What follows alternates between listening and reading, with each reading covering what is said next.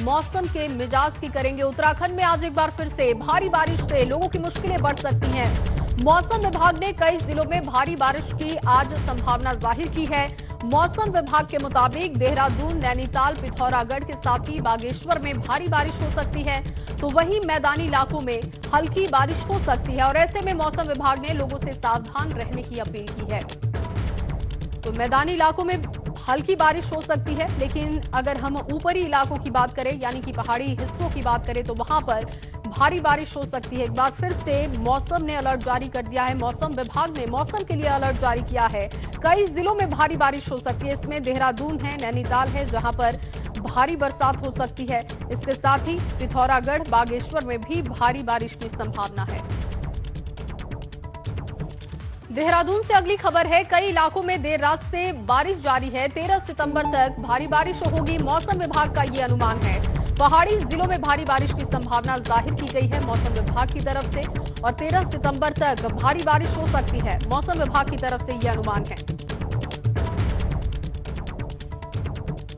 तो लगातार बारिश जारी है और इसी कड़ी में मौसम विभाग ने एक बार फिर से अनुमान जाहिर किया है भारी बारिश को लेकर, यानी कि अभी भी लोगों को राहत नहीं मिलने वाली है। अगली खबर जोशीमठ से है, जहां जोशीमठ में बद्रीनाथ राष्ट्रीय राजमार्ग 4 घंटे से बंद है। पागल नाले में मलबा आने की वजह से बद्रीनाथ हाईवे एक बार फिर से बंद हो चुका है। सुबह 5 बजे से दोनों तरफ गाड़ियों की लंबी कतार दिखाई दे रही है। भूस्खलन से कई गांवों पर खतरा मंडरा रहा है। दहशत में ग्रामीण है। ये तस्वीर देखिए, सुबह 5 बजे से दोनों ही तरफ गाड़ियों की लंबी कतारें हैं, क्योंकि पागल नाले में मलबा आने की वजह से बद्रीनाथ हाईवे एक बार फिर से बंद है। इसे खोलने की कोशिश की जा रही है, लेकिन इस वक्त वहां पर आवाजाही पूरी तरीके से बंद है। आप देख पा रहे हैं बीआरओ की टीम वहां पर मौजूद है, पुलिस की टीम, और लगातार इस मार्ग को खोलने की कवायद जारी है। 4 घंटे से ये रास्ता बंद है और अभी भी वहां पर भारी जाम की स्थिति है। तस्वीरें आप देख पा रहे हैं, जोशीमठ की ये तस्वीरें हैं। वहीं मलबा गिरने की वजह से बद्रीनाथ हाईवे 2 जगह पर बंद है। एक तरफ रुद्रप्रयाग में नरकोटा के ऊपरी पहाड़ी दरकने की वजह से बद्रीनाथ हाईवे बंद है, तो वहीं दूसरी तरफ जोशीमठ में लामबगड़ नाले में पानी बढ़ने से बद्रीनाथ हाईवे बंद हो चुका है। तो इन दोनों ही जगहों पर मलबा गिरने की वजह से और बद्रीनाथ हाईवे बंद हो चुका है। जोशीमठ की अगर हम बात करें तो यहाँ पर लामबगड़ जो नाला है उसमें पानी बढ़ने की वजह से, जलस्तर बढ़ने की वजह से रास्ता बंद हो चुका है, जबकि रुद्रप्रयाग में सड़क पर मलबा गिरने की वजह से आवाजाही प्रभावित है। वहीं बागेश्वर जिले के कई इलाकों में देर रात से भारी बारिश का सिलसिला जारी है। मौसम में बदलाव से उमस भरी गर्मी से लोगों को राहत जरूर मिली है। तेज बरसात की वजह से सरयू, गोमती नदियों के जलस्तर में भी बढ़ोतरी हुई है। तस्वीरें आप देख पा रहे हैं, मौसम सुहाना हो चुका है, लेकिन लगातार हो रही बारिश की वजह से लोगों को परेशानी भी हो रही है। और अब पिथौरागढ़ की बात करें तो पिथौरागढ़ में भी कल देर शाम से लगातार बारिश हो रही है। बारिश की वजह से 80 गंगा घाटी में संगम चट्टी मोटर मार्ग जगह जगह पर कल से बंद पड़ा है, जिससे कि 80 गंगा घाटी के लोगों की मुश्किलें बढ़ गई हैं।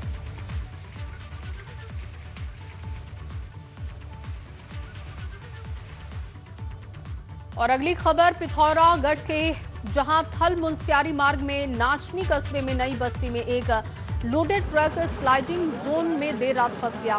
सूचना मिलने पर स्थानीय लोगों और लोक निर्माण विभाग के कर्मचारियों ने कड़ी मशक्कत के बाद फंसे ट्रक को देर रात सुरक्षित स्लाइडिंग जोन से बाहर निकाला। और ये तस्वीरें हम आपको दिखा रहे हैं जब वहां पर टीम पहुंची थी।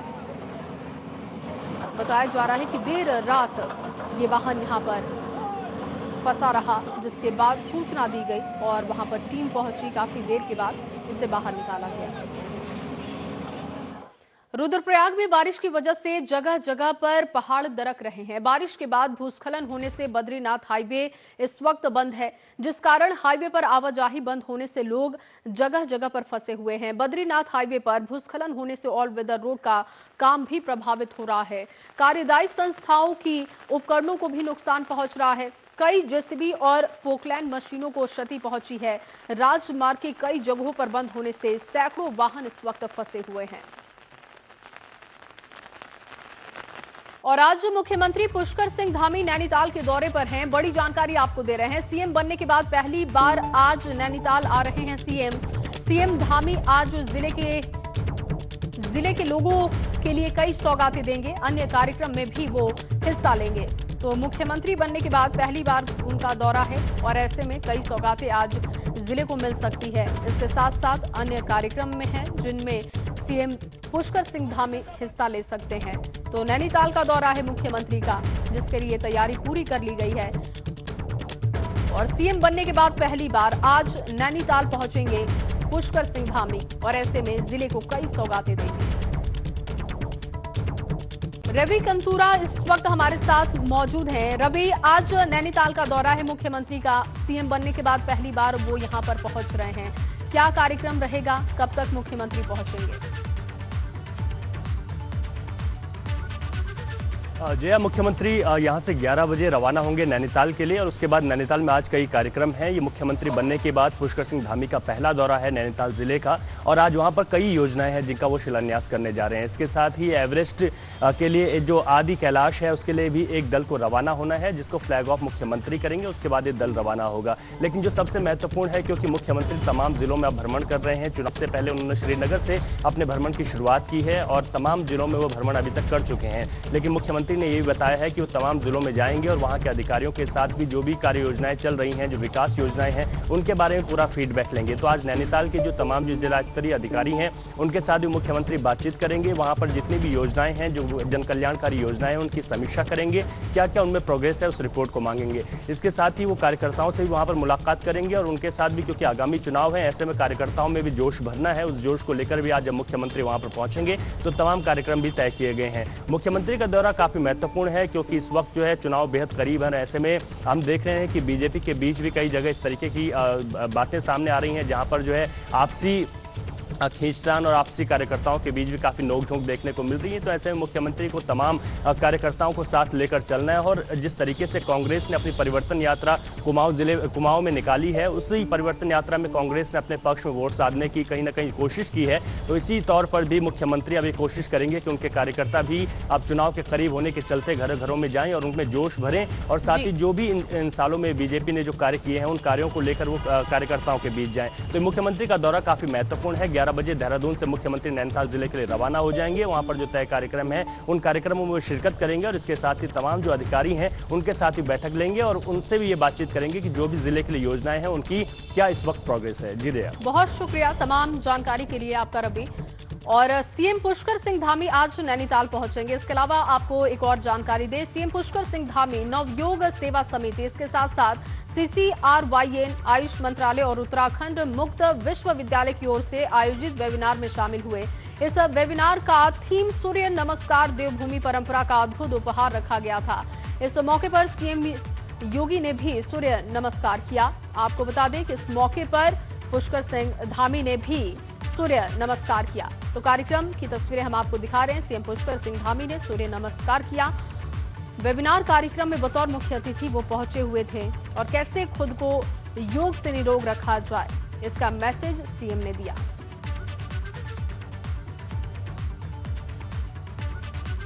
वहीं स्वास्थ्य सेवाओं को लेकर देहरादून में संवाद कार्यक्रम रखा गया, जिसमें सत्ता पक्ष और विपक्ष के विधायक शामिल हुए। इस कार्यक्रम के जरिए स्वास्थ्य सेवाओं पर मंथन किया गया, जिसमें विधायकों से सुझाव भी मांगे गए।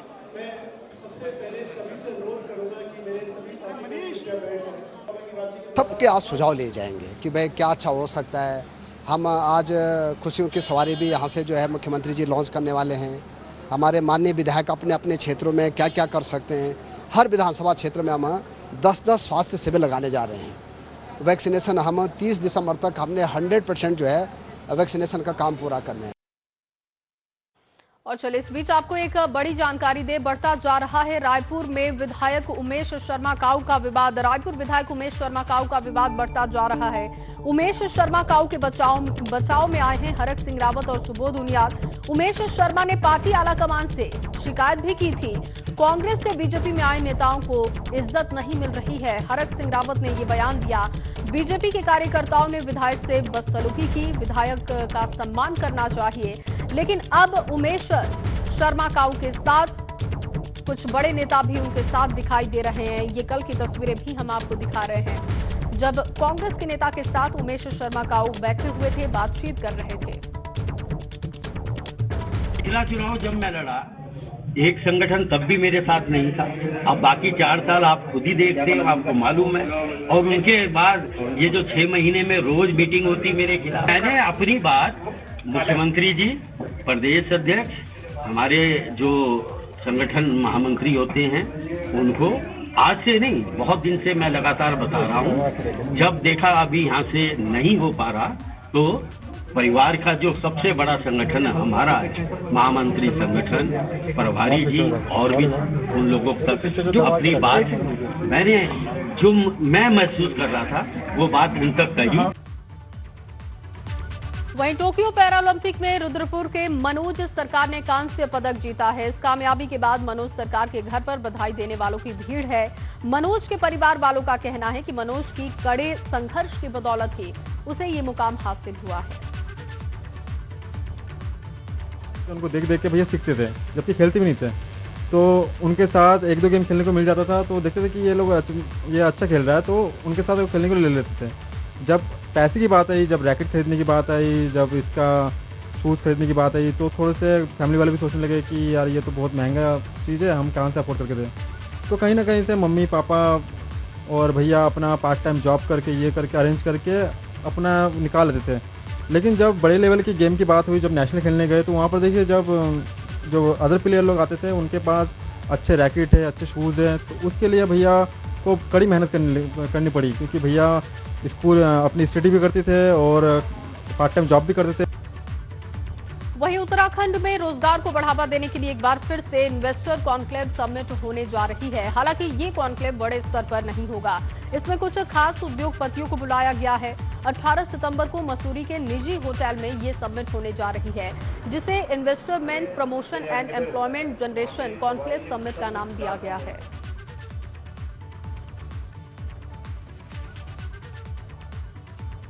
एक 1,24,000 करोड़ के जो MOU साइन हुए थे, मात्र उसमें से अभी तक 11,000 करोड़ के ही जो है धरातल पर आ पाए।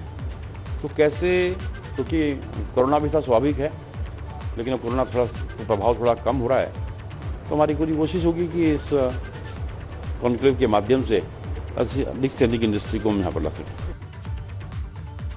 नियमितीकरण, समान कार्य के लिए समान वेतन देने सहित कई मांगों को लेकर पिथौरागढ़ में उपनल कर्मचारियों ने धरना दिया है। उपनल कर्मचारियों का कहना है कि वो काफी समय से सरकार के सामने अपनी मांगें रख रहे हैं, मगर उनकी मांगों पर गंभीरता नहीं दिखाई जा रही।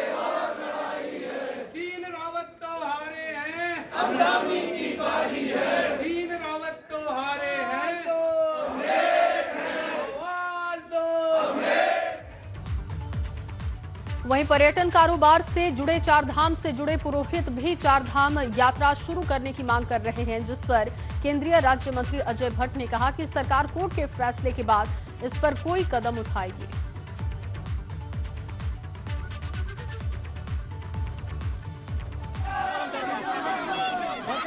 चारधाम जो रुका हुआ है उसमें भी हमारी सरकार चाहती है कि खुले, अगर गाइडलाइन में आता है तो, लेकिन सब जुडिस मामला है अभी, थोड़ी बहुत माननीय न्यायालय जो कहेंगे, माननीय न्यायालय अगर खोलने का आदेश देंगे तो ज़रूर हमारी सरकार उसको खोलेगी और ठीक तरीके से चलेगा।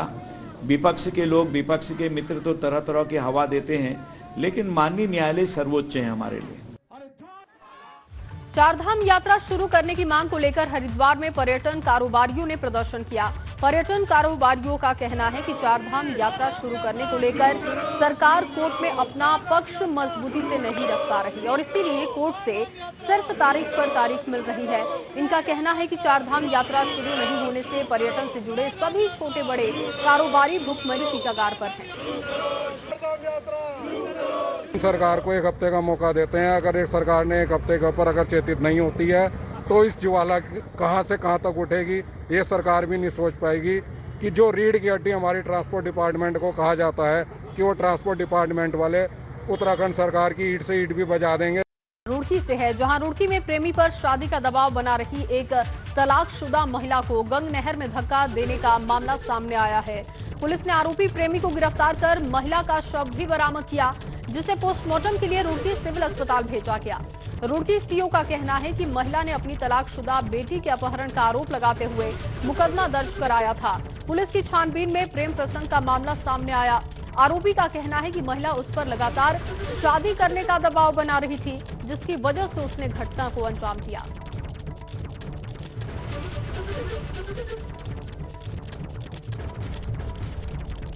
पूछताछ की गई और जो इलेक्ट्रॉनिक साक्ष्य का अवलोकन किया गया, ये संज्ञान में आया कि जो अजय सैनी है उसके साथ इनका प्रेम प्रसंग चल रहा था। उसी प्रेम प्रसंग के चलते दोनों में विवाद था और शादी को लेकर दबाव भी था। हालांकि अजय पहले से शादीशुदा है, उसके बावजूद भी दबाव दिया जा रहा था। और जब पूछताछ और बाकी चीज़ों से ये संज्ञान में आया कि इसके द्वारा जो है नहर किनारे जो है इसको धक्का देके गिरा दिया गया था। और आज जो है इसकी बॉडी जो है वो मिल रही है हमें नहर से, तो अग्रिम कार्रवाई के लिए बॉडी को पोस्टमार्टम के लिए भेजा गया है। वहीं कुमाऊं के डीआईजी नीलेश आनंद भड़ने ने अपनी तैनाती के साथ ही ट्रैफिक प्लान को ठीक करने और साइबर क्राइम और ह्यूमन ट्रैफिकिंग में सुधार करने की बात कही। उन्होंने कहा कि ये उनकी प्राथमिकता है, क्योंकि साइबर क्राइम का ग्राफ लगातार बढ़ते जा रहा है, जिससे निपटने की उनकी प्राथमिकता होगी। काफी हो रहा है, जिसमें जो है वो तस्करी की भी संभावनाएं काफी ज्यादा है, जिसमें मानव तस्करी भी है। इसमें हमारी बॉर्डर पुलिस है, बनबसा और जो बाकी चेक पोस्ट है, वैध मार्ग और अवैध मार्ग, उस पर भी हम लोग जो है सतर्कता बरत रहे हैं। और जो SOTF है हमारी और जो बाकी भी फोर्स है उनको चौकन्ना रख रहे हैं। इसलिए वेरिफिकेशन भी हम लोग अभी जल्दी शुरू कर रहे हैं जो बाहर से आने। वहीं पौड़ी विकासखंड के ई डिस्ट्रिक्ट केंद्र में खराब नेट कनेक्टिविटी के चलते आम जनता और ग्राम प्रधानों को परेशानी का सामना करना पड़ रहा है। ई डिस्ट्रिक्ट केंद्र में जरूरी प्रमाण पत्र बनवाने के लिए लोग पहुंच रहे हैं, लेकिन खराब नेट की वजह से काम पूरा नहीं हो पा रहा। एक वैकल्पिक व्यवस्था यहाँ पे की है हमने, प्राइवेट जो है एक ब्रॉडबैंड लगवाया है, और जो भी समस्या वहाँ पे आई है उसको हम ये कर सकते हैं कि जो वाईफाई डिवाइस है वो हम जो है वो शिफ्ट करके ये डिस्ट्रिक्ट केंद्र है तब तक के लिए उससे चलेगा, जब तक ये स्वान वाला जो है समस्या जो उसका निवारण नहीं हो जाता। खबर जोशीमठ से है, जहां जोशीमठ में नीलकंठ पर्वत की तलहटी पर इन दिनों ब्रह्म कमल के फूल खिले हुए हैं, जिस जगह की शोभा बढ़ गई है। ब्रह्म कमल को देवताओं का पुष्प भी माना जाता है और इसीलिए इस पुष्प की खास मान्यता है और इसे धार्मिक नजरिए से बेहद खास तौर पर देखा जाता है। तो नीलकंठ पर्वत की खूबसूरती इस वक्त बढ़ चुकी है। ब्रह्म कमल के फूलों की वजह से इनकी शोभा बढ़ी है। देवताओं का पुष्प इसे माना जाता है।